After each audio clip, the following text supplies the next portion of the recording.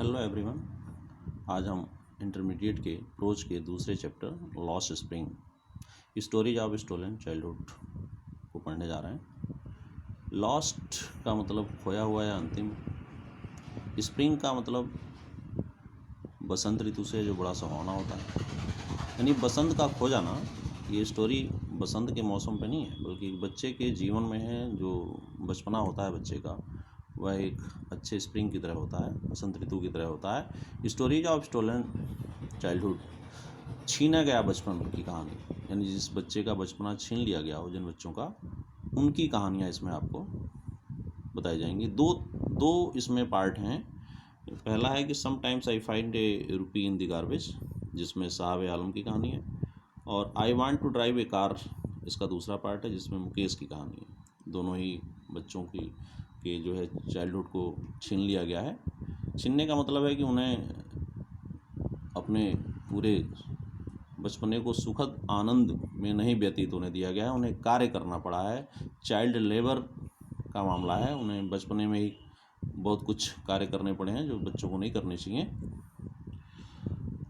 Sometimes I find a rupee in the garbage, कभी कभी मैं कूड़े में 1 रुपया पा लेता हूँ। Why do you do this I ask, ये आई जो है, ये चूँकि जो राइटर हैं अनीस जंग, ये जहाँ भी आई आएगा वो समझ जाइए कि अनीस जंग स्वयं राइटर के लिए है। तो why do you do this I ask, तुम ऐसा क्यों करते हो। आई आस्क साहब, मैंने साहब से पूछा। whom I encountered every morning scrounging for gold in the garbage dumps of my neighbourhood, मैंने साहब से पूछा जो कि हर सुबह मेरे पड़ोस के कूड़ा करकट के ढेर में सोने का मतलब, गोल्ड का मतलब सोना ही नहीं होता, मतलब कीमती चीज़ या खाने पीने की वस्तु जो काम लायक हो, उसको खोजते हुए। तो मैंने साहब से पूछा जो रोज़ मुझे पड़ोस में प्रत्येक सुबह कूड़ा करकट के ढेर में कीमती चीज़ों को खोजते हुए पाती हूँ। साहब लेफ्ट हिज होम, अब ये थोड़ी कहानी बता रही है कि साहब कैसा था, कहाँ से आया था। तो साहब लेफ्ट हिज होम, साहब ने अपना घर छोड़ दिया था लॉन्ग एगो, बहुत पहले ही। Set amidst the green fields of Dhaka, Dhaka के हरे भरे खेतों के बीच में स्थित, ये ढाका यानी बांग्लादेश की राजधानी, उसकी बात कर रहा है। तो बांग्लादेश में ढाका में के हरे भरे खेतों के बीच में स्थित। His home is not even a distance memory, memory का मतलब स्मृति, डिस्टेंस का मतलब दूर तक, उसके घर की याददाश्त उसे अब दूर तक भी नहीं है। There were many storms that swept away their fields and homes, his mother tells him, उसकी माता जी उसे बताती हैं, यानी साहब की माता जी साहब से बताती हैं कि बहुत से तूफ़ान आया करते थे। देयर वर मैनी स्टॉर्म्स, बहुत से तूफ़ान आते थे। That swept away their fields and homes, जो उनके घरों को और खेतों को बहा ले जाते थे।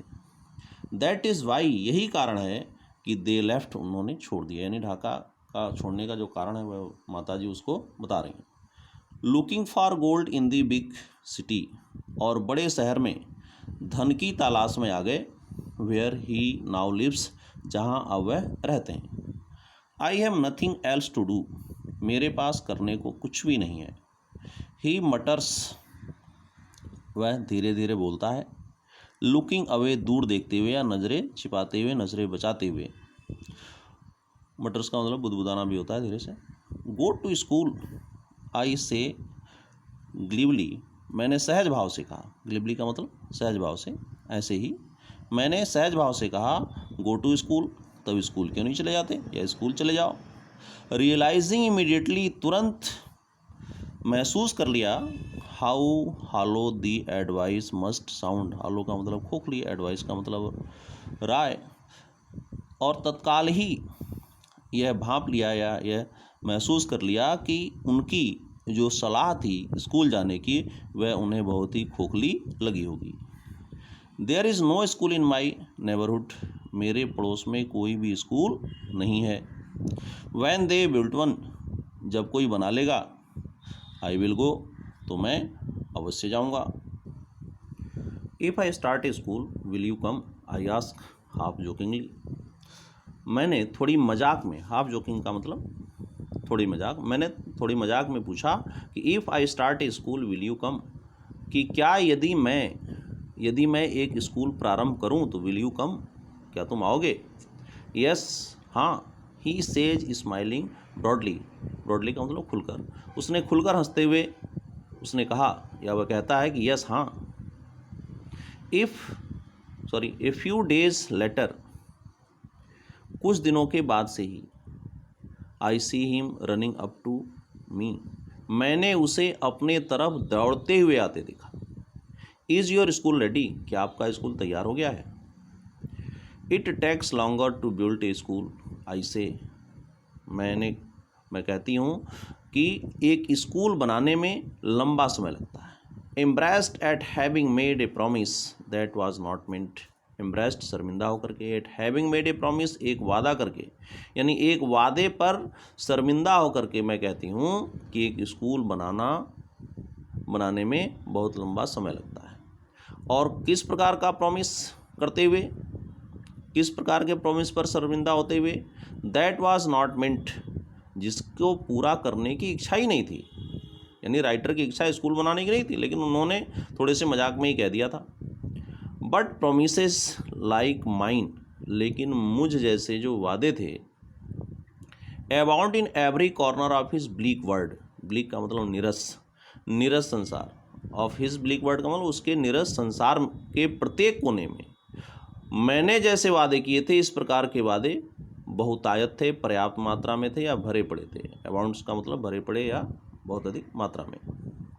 After months of knowing him, उसको महीनों से जानते हुए, उसे महीनों से जानने के बाद, आई आस्क हिम, मैंने उससे पूछा, हिज नेम, उसका नाम, मैंने उससे उसका नाम पूछा या पूछती हूँ। साहब आलम, उसने क्या बताया? ही अनाउंसेज, वह बताता है, साहब आलम, कि मेरा नाम क्या है? साहब आलम है। ही डज नॉट नो, वह नहीं जानता है, वाट इट मीन्स, कि इसका क्या मतलब होता है। If he new it's meaning, यदि वह इसका अर्थ जान ले, लॉर्ड ऑफ द यूनिवर्स, यानी जो साहब आलम है उसका जो अर्थ है उस नाम का, लॉर्ड ऑफ द यूनिवर्स, ब्रह्मांड का मालिक, ब्रह्मांड का भगवान। He would have a hard time believing it, तो उसे इस पर विश्वास करना क्या होगा? कठिन होगा। Unaware of what his name presents, unaware का मतलब अपरिचित, अनजान, उसका नाम क्या प्रदर्शित करता है, इससे अनजान होकर के। ही रोम्स दी स्ट्रीट्स, वह गलियों में घूमता है, विथ हिज फ्रेंड्स, अपने मित्रों के साथ, रोम का मतलब घूमना। An army of bear foot boys, नंगे पैर चलने वाले लड़कों की एक सेना, who appears like the morning birds, जो सुबह के समय चिड़ियाओं के एक झुंड की तरह क्या दिखाई पड़ती है। And disappear at noon, और दोपहर में वे सब गायब हो जाते हैं, यानी जो नंगे पैर लड़कों का जो सेना है, समूह है, वो दोपहर में क्या हो जाती है? गायब हो जाती है। ओवर द मंथ्स, महीनों बीतने के बाद, I have come to recognise each of them, मैं उनमें से प्रत्येक को पहचान लेती हूँ। Why aren't you wearing chappals, तुम चप्पलें क्यों नहीं पहनते हो? आई आस्क वन, मैंने उनमें से एक से पूछा।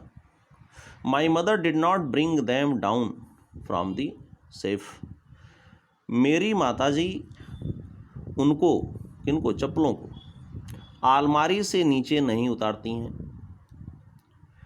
ही आंसर सिंपली, उसने साधारण सा उत्तर दिया, साधारण सा जवाब दिया। Even if she did he will throw them off, यदि वह ऐसा कर भी दें तो वह उन्हें फेंक देगा। इफ सी डिड, यदि ऐसा वो कर देती थी तो वह उन्हें क्या करेगा? फेंक देगा।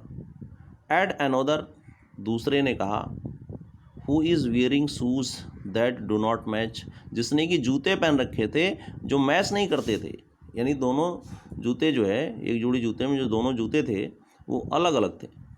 When I comment on it, जब मैंने इस पर कमेंट किया, उसके जूतों पर कमेंट किया जो एक मैच के नहीं थे, तो ही सफल्स हिज फिट, तो वह केवल अपना पैर हिलाता है, एंड से नथिंग, और कुछ नहीं कहता है।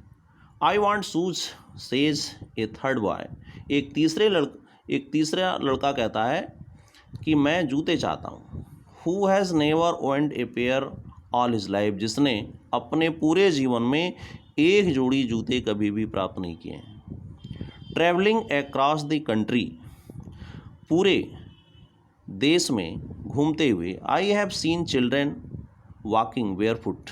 मैंने नंगे पैर चलते हुए बच्चों को देखा है। इन सिटीज़ शहरों में। ऑन विलेज रोड्स गांव की सड़कों पर। It is not lack of money. यह पैसे की कमी नहीं है, लैक का मतलब कमी, यह धन की कमी नहीं है, बट ए ट्रेडिशन बल्कि एक रिवाज है। टू स्टे बेयरफुट नंगे पैर ठहरने की, चलने की। Is one explanation. यह भी एक व्याख्या है कि धन की कमी नहीं है बल्कि एक रिवाज है नंगे पैर रहने की। I wonder. मुझे आश्चर्य है। If this is only an excuse का मतलब बहाना, कि क्या यह केवल बहाना है। To explain away. एक्सप्लेन माने व्याख्या करने की। Away perpetual state of poverty. Continuous state of poverty अर्थ है इसका कि लगातार गरीबी से दूर रहने की जो व्याख्या है, क्या यह केवल एक बहाना है।